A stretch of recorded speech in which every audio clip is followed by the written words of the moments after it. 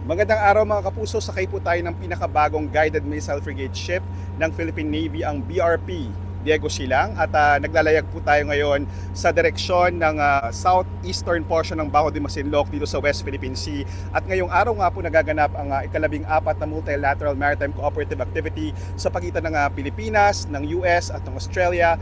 Dito po mangyayari yung interoperability exercises o pagbabahagi ng kaalaman ng mga bansa para mapalakas pa ang kanilang kooperasyon at kanilang mga ginagawa habang naglalayag po bilang magkakaalyadong bansa, hindi lang po dito sa West Philippine Sea kundi sa iba't ibang panig ng mundo. At panoorin po natin ang snippets ng naganap na multilateral maritime activity ngayong araw.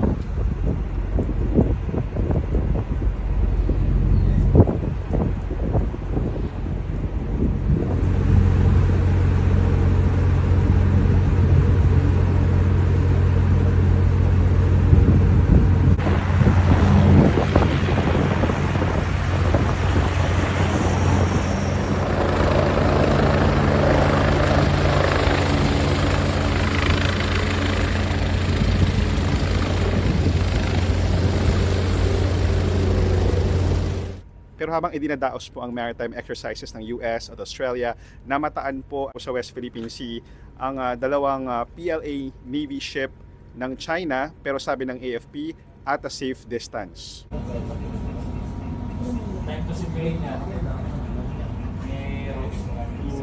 At sakay nga po ng BRP Diego Silang, JP Soriano para sa GMA Integrated News.